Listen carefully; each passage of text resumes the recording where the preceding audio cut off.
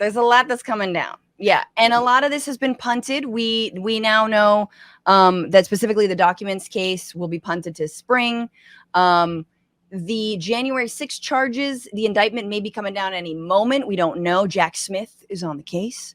But I'm focused on two other cases, and that is this case in Georgia, where Donald Trump really just wanted like 11,280 votes or whatever it was. He just needed those one like specific votes. I just love the idea that like Rudy like wrote that on a napkin and he was like, repeated it to, the Brad Raffensperger at the time. And so this is all about what he did in Georgia and who he sort of employed or who he empowered to try and steal the election in Georgia, which, once again, historic defeat for Republicans in Georgia in both, 2020 and then most recently in 2022. So, the prosecutor is Fani Willis. She's the Fulton County District Attorney. District Attorney. And she actually has a history of doing a lot of RICO cases and like racketeering specifically, this racketeering RICO case. And the statute in Georgia requires prosecutors to show the existence of an enterprise and a pattern of racketeering activity that is predicated on at least two qualifying crimes.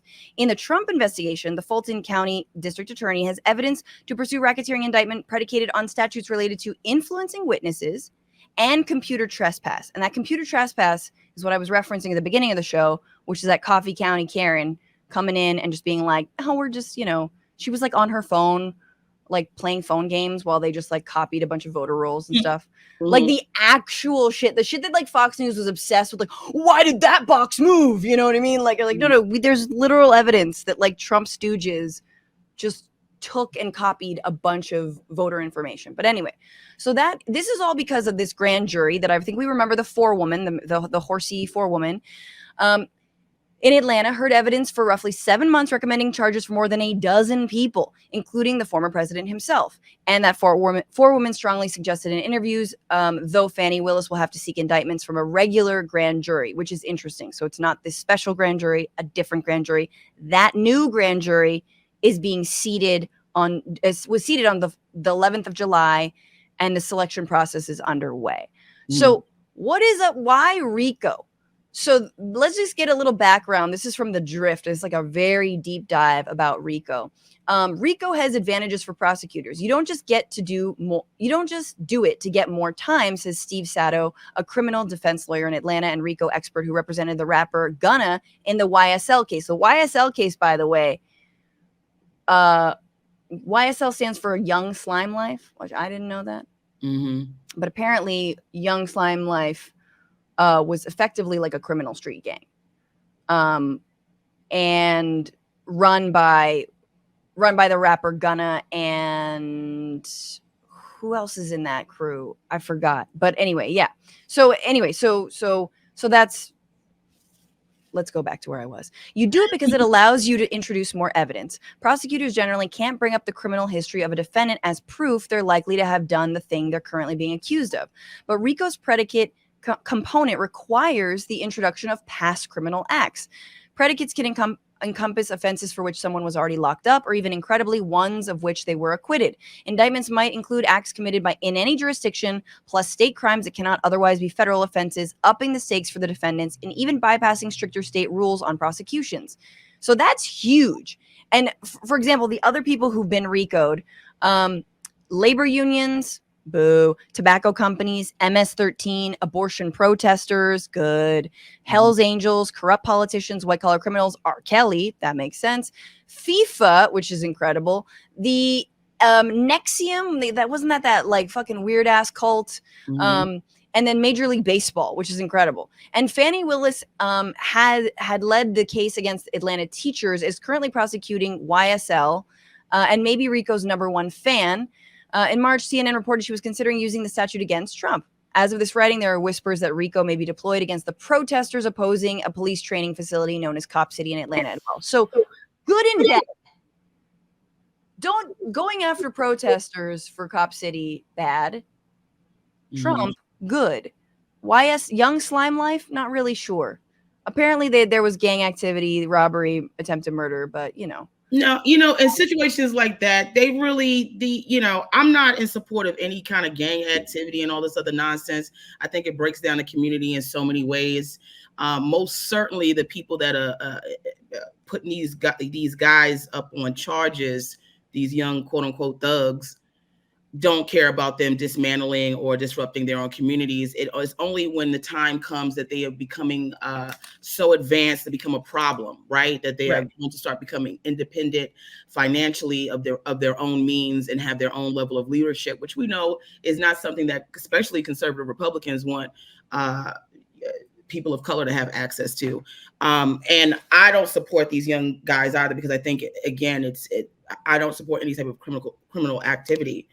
You're not with the Young Slime Life. No, I'm not with it. No, I don't even. When you didn't know I didn't know who it was either. Like, I turned them down and turned up.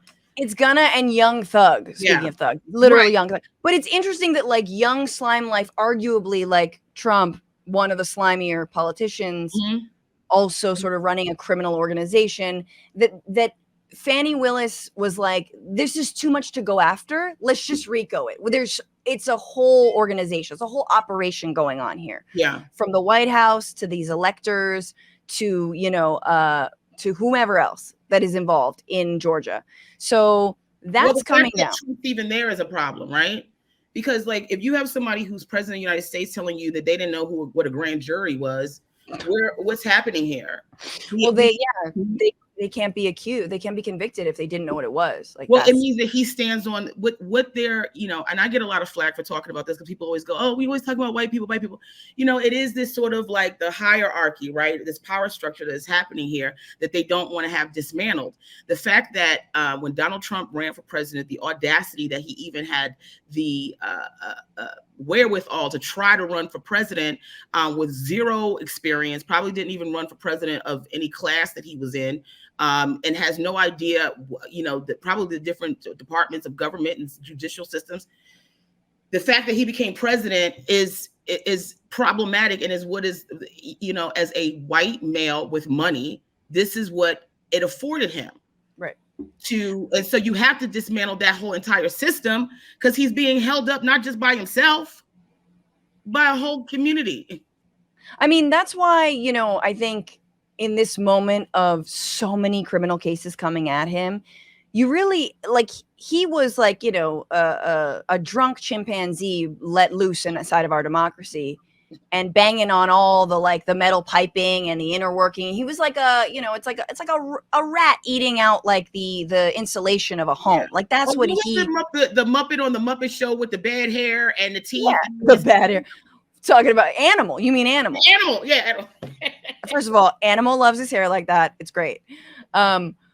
He's definitely Animal. He's just like, yeah, Animal does what Animal wants. Yeah. And now you're seeing like, attorney generals in Georgia, like, people who are involved in like special prosecutors and the FBI, like actual career politicians, people who worked hard, who studied, who went to law school, who were elected, who have like careers, be like, yeah, so here's the thing about just doing whatever the F you want. You can't. And I'm going to get you on a million, like all of these crimes. So it's at least, while our politicians, you're totally right. Our politicians, like, like fell over, like, the inflatable guys outside of an auto, a car sales dealership. Yeah. Like, the justice system seems to be sort of picking up the slack. We will see what happens, but it seems like they're picking up the slack. And I want to go to Michigan because there's another person involved, which is Attorney General Nessel. What is her first name? God damn it. But she's bringing counts against 16 people who were involved in the fake electors plot in that state. If you guys remember, the fake electors are basically like, MAGA deputized stooges to be like, so you guys are going to be the real electors sending, that are going to be reporting your state's count, presidential count. Like, what? Okay, what? Alternate slate of electors. This is what Mike Pence refused to announce in front of Congress. and refused to accept these alternate slate of electors. So Ms. Nessel brought the same 8 counts against all 16 defendants. The offenses include conspiracy to commit forgery, since the defendants are accused of signing documents stating they were qualified electors, which they were not, publishing forged documents by circulating the materials to federal and state authorities. And on paper, the penalties for the offenses range from 5 to 14 years, but sentencing in this case would presumably be lower than that maximum. Just hit them with it all. So remember how 2 years ago we were like, wait, are these people just going to get off with being like, I have a badge that says elector. Oops. And turns out, no, at least not in the state of Michigan or Georgia. I mean, you can't blame them. They get to do whatever they want because, I mean, I don't blame these people because they've been living under the system for a long time. I'm surprised they tried to cover it up as much as they have. When you live in this country as a person of color, you know you got to cross your T's and dot your I's. Right. Somebody's always going to be asking you what's happening. These people just like, yeah, just do whatever makes them comfortable, and then we're going to do whatever we want. This is the system that we have been brought into. Absolutely. They're going to plead the, I didn't know that I couldn't do that, officer. And they can't do that. Turns out that's not a defense.